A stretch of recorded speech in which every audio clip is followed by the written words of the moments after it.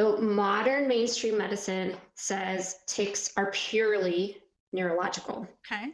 But when I'm working with families and helping them to reduce their child's tic symptoms, we know that that's not the case. A lot of what is happening with our children is has to do with chronic inflammation, and most of the time that chronic inflammation begins in the gut, whether they're eating foods that they may be sensitive to, whether they have an underlying infection in the gut. um, Whatever the case may be, we really want to look at beyond the brain. It's not just in the brain. There's a reason you're having the neurological issue, but what's going on in every other organ, system, and cell in your body. So I think I'm just putting like a big check mark on my own conversation with my kids. I tend to really, any kid who's on the spectrum, if we're talking about ADHD or if we're talking about a child with autism or Tourette's, I would say their brains were made differently than yours. And that is totally not accurate. So see, the Kimball family dinner table is going to have some humble mom eating humble pie. Oh, mom was wrong the other day.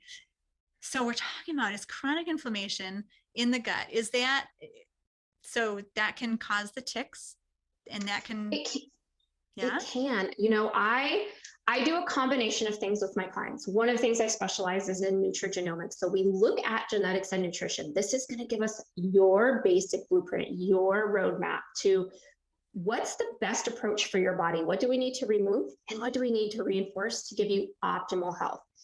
And then we can look at stool pathogens. We can look at food sensitivities.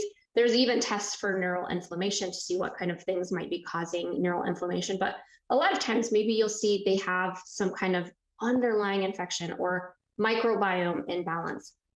And so, yeah, it's for every one signal your brain sends to your gut sends 10 signals to your brain.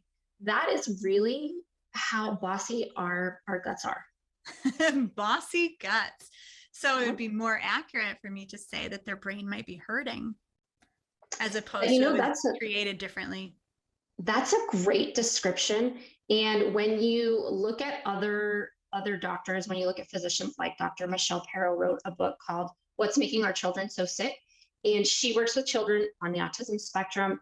And she has found so much of it has to do with our diet and the pesticides and the herbicides that our kids are actually consuming. And so, yes, I think for a lot of children, it's more that their brain is hurting. It's not that it's just wired differently.